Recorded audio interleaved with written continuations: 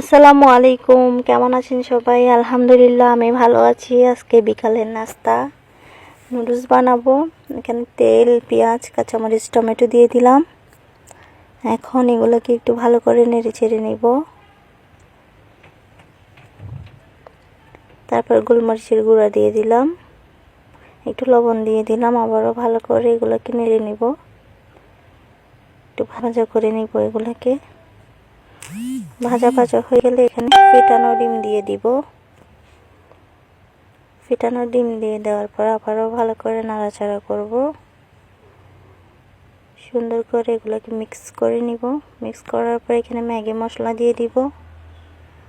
তারপর নুডলস দিয়ে দিলাম। আবারও ভালো করে নেড়ে নিব। সুন্দর করে নেড়ে নিয়ে যে হয়ে গেল রেডি নুডলস।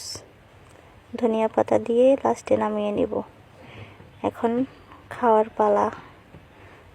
কে কে খাবেন বলেন?